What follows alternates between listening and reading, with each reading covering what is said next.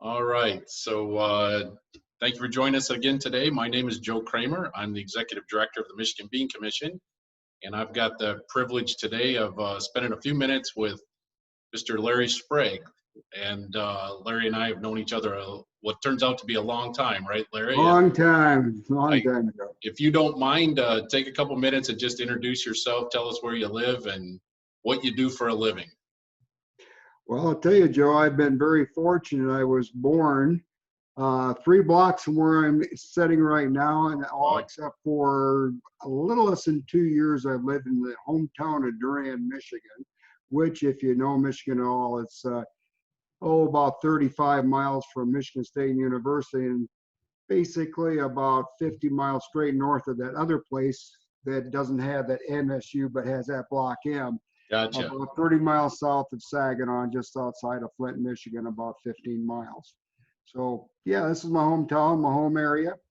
Fortunately, grew up on a little family farm, and we've been trying to expand that for a lot of years. And currently, my wife and I, we have 3 children.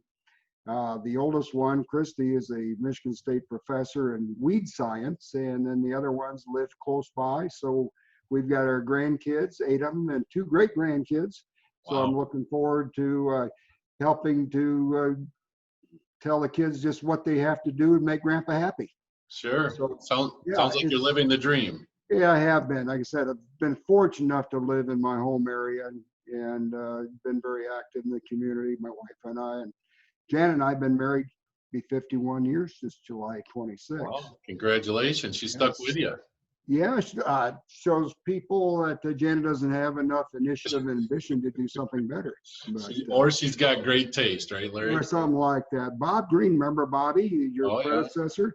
His wife Rosemary was married on the exact same date, the same year as Janet and I, 51 Wow. years ago. But he was 5 o'clock, we were 7 o'clock, and Janet always had to remind Bob about his anniversary coming up. There you go. There you go. It's been a good existence so far, Joe.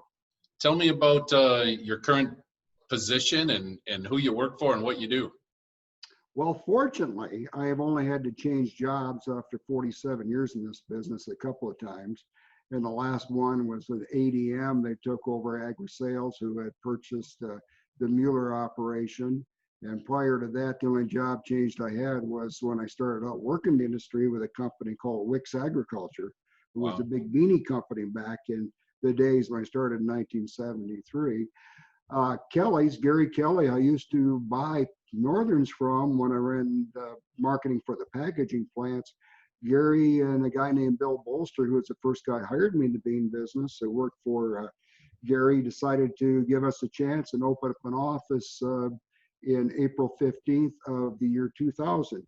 And where do I want to be? Hometown Durand. So this little town has seen a great a lot of people come through in the bean industry. So it's been really good to be able to be home for all these years. Oh, that's great. You're throwing out some names that I've had the opportunity to know and always considered it an honor to get to. Anytime I got a chance to talk to Mr. Kelly or Mr. Bolster, it was a true pleasure. So Yeah, never they miss had those a chances. lot of knowledge. I've been very fortunate that lady that I've been able to work with since the early 90s, Rhonda Denike. Rhonda was available, and Rhonda's been sitting in this office until about 11 weeks ago, and she's been Wow. working out of her home since then. But the two of us, we did basic marketing and bought a lot of beans from a lot of people throughout the U.S., and Michigan has been really the bright spot for us all these years.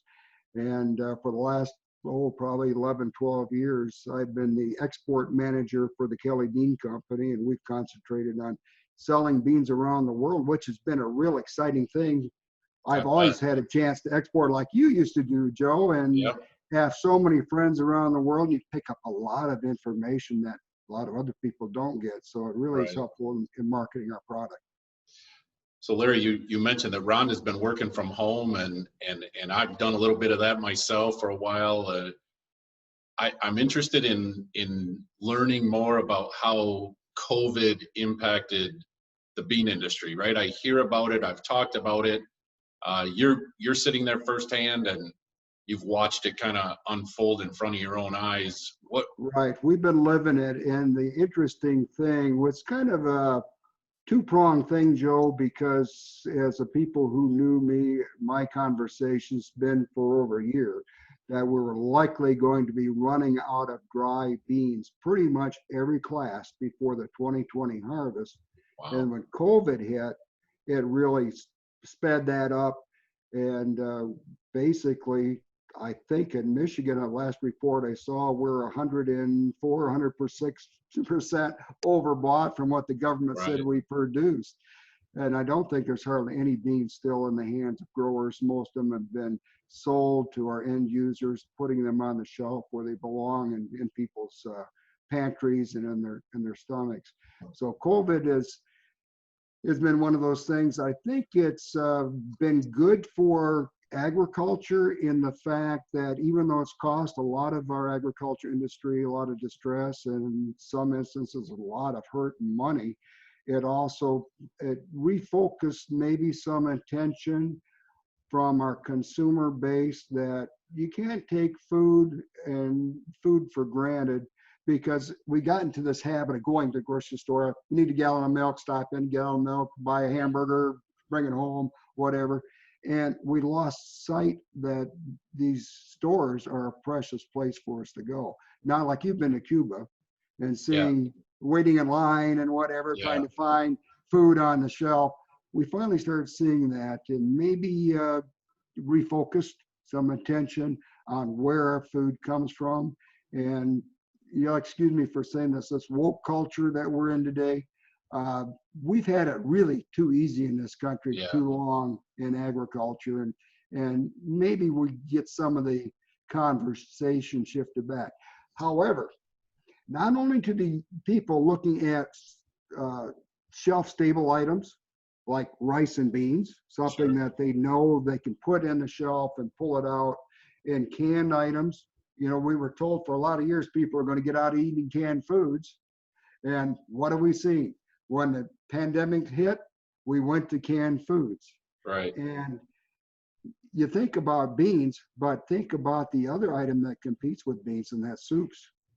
Yeah. We had a tremendous run on soups, and some of our soup and bean canners didn't have enough time to can the beans because they were too busy with soups. And what do our canned beans go in? Cans. And there's a shortage of cans. If you can imagine a shortage of can and trying to have enough U.S. steel and other steel to keep the canning industry going. So that's been a real issue with looking at how the whole COVID thing affects our food. But you and I are looking at what happens locally in Michigan and the United States, the world. And fortunately, being involved with export, we've seen a lot of issues with food, safe food and still shelf-stable food in these other countries. So they also hit the same type items that our U.S. consumers hit. So there is a world shortage of a lot of these pulses, especially dry beans. So what happens not only in the United States is happening in other parts of the world. And as we're seeing Brazil and Argentina, and as you know, Joe, Argentina is trying to harvest their bean crop right now. Right. And that is our biggest competition at this point in time is Argentina on U.S. beans, and they're having some issues. So COVID is affecting everybody's ideas. And all this money that we've spent on making all these beautiful recipe books, finally, people are looking at that and going online. And Michigan Bean Commission, what a fantastic organization for all these many years, and putting so many of the U.S. Ideas in recipes for dry beans. Yeah, that's excellent. Larry, what you mentioned before COVID, some concern about running short on beans, and here we are. COVID sped that up, as you said.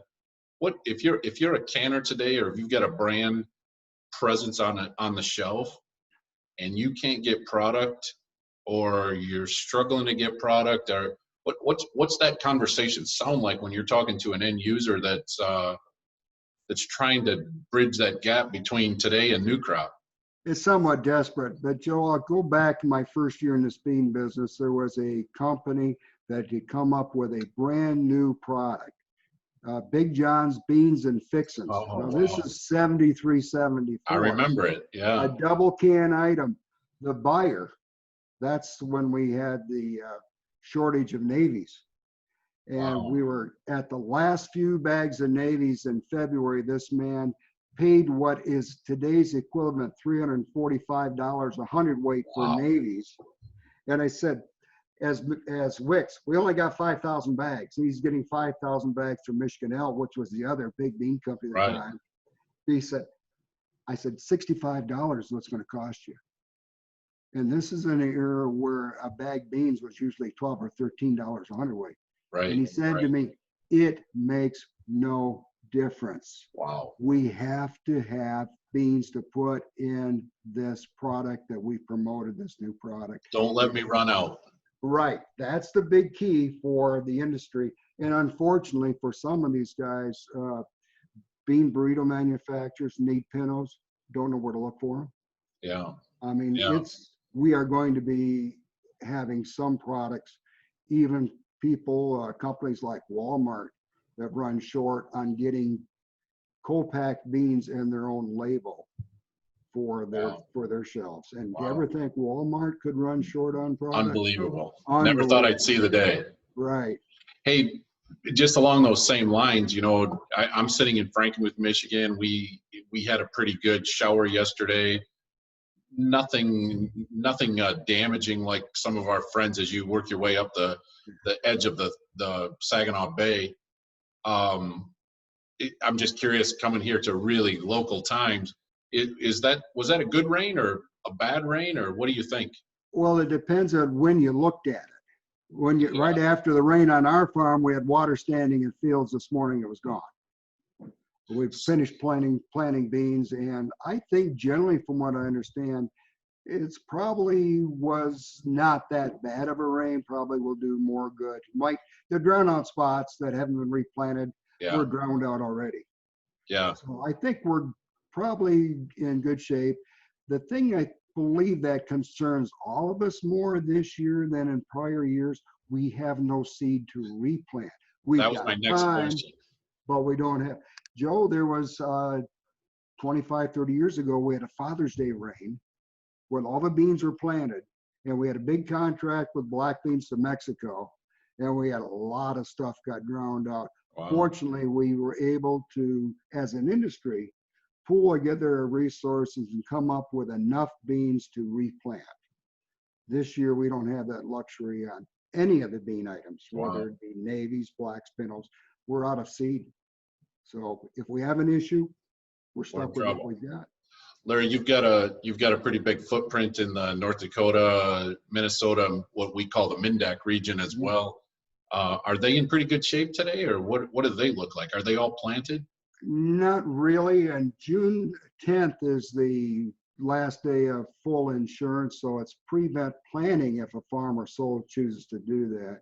We've heard 5 to 10% of the acres that were intended to be planted probably are not getting planted, and we've had some farmers return seed, but there have been other farmers to pick up that seed. And I would say you'll still see some planting going on, and there are some regions that are wet, but from what I understand, generally the crop is in pretty good shape, at least starting out.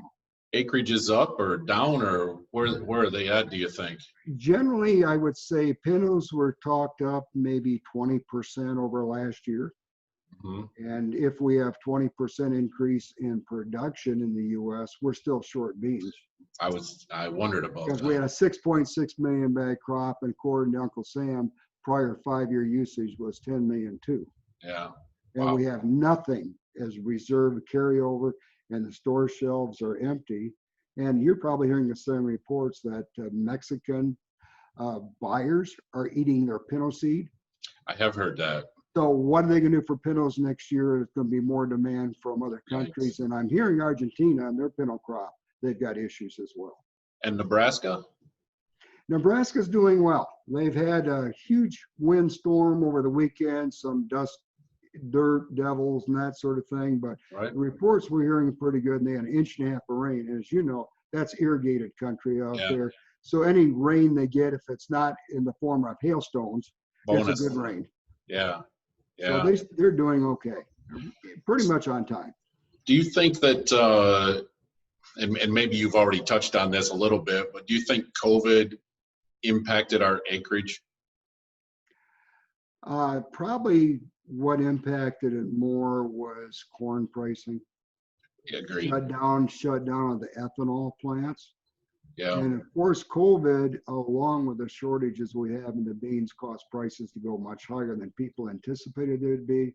So as a grower, do I look at $3 corn, or do I look at black bean contracts at $30 to $32? Yeah.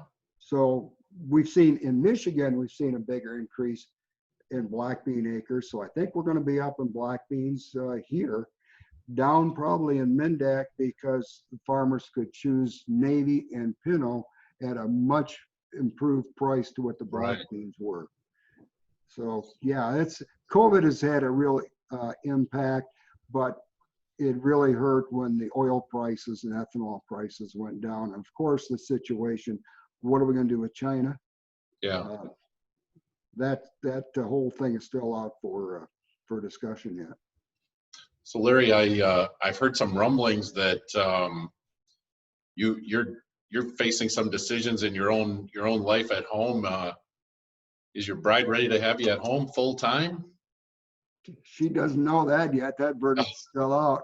That's a secret. You know, as a kid, always wanted to be a full-time farmer. We had a 38-acre farm I grew up on. Loved my BOAG classes.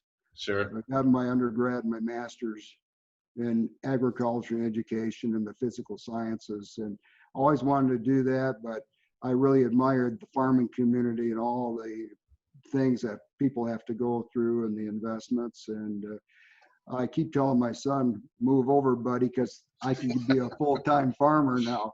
You're going to have time, We're huh? farming roughly about 900 acres all told. Nice. So it's kind of a neat thing to do that. And I don't know, Joe, if I had to live a life over again and choose another industry, I'd like to have chosen this one, especially dry beans versus the grain, because you've got the best people in agriculture that's involved in this, not only in the production side, but we got some yo-yos out there that you've had to deal with and I've had to deal with, but all in all, Sure. the people we deal with are just top notch.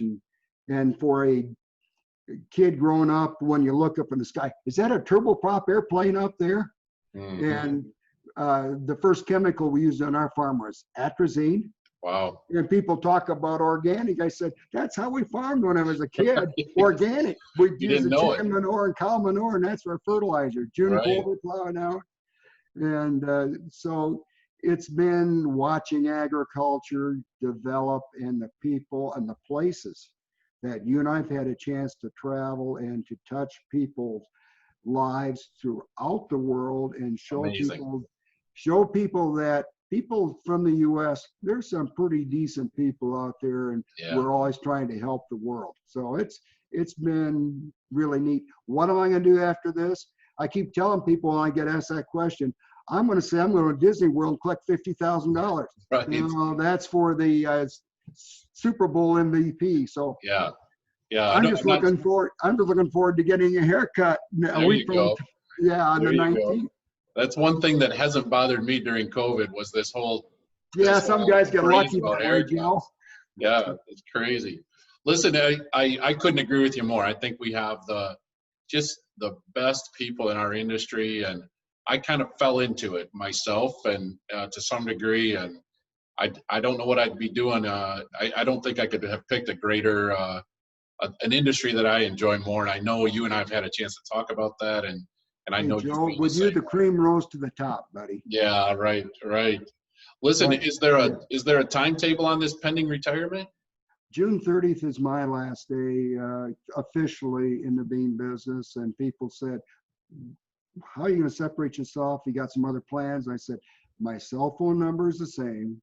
Right. And I won't have all the information that I currently get exposed to today, but anything anybody ever needs from me, I'll be there to help. And I keep telling my neighbors, hey guys, you're going to have a lot of cheap help starting July 1st. I can drive a tractor yet. Right, right. Find somebody hanging around, you put them to work. Yeah, pretty much. Well, listen, Larry, again, I appreciate you spending a little bit of time with us today. My goal here was to sort of check in and see what your thoughts were from a maybe a little more experienced level in terms of having seen many things come down the line in our industry, but nothing like this COVID thing. No. And I wanted to hear your thoughts on that, what your views were, and also just take a minute to thank you for all the lives that you have touched here, especially in Michigan. You and I have so many great friends right here in Michigan, and we talk about you. You know, we get a chance to say, hey, I talked to Larry this morning, or I heard from Larry, or Larry called, and it's always positive. And the guys are they're going to miss your experience. They're going to miss your wisdom, and I just wanted to take a chance on certainly for me and all the rest of the folks in the industry that you and I know and love, and be able to tell you thanks for all your contributions. And it ranges, you know, widely from service at a national level to the folks at the university that you spoke of being 35 miles away from, and then all the growers that you've touched as well. So thank you. I just want to make one big shout out to a real giant in our industry that's hanging it up this year, and that's Dr. Jim Kelly. yeah, So I love Jim. Sometimes I like to strangle him because of all the great research and the upright beans that he's put out there. Because of that, I have to grow the doggone things now. But without Jim Kelly, we would not have had a bean industry. No, so, I totally agree with you.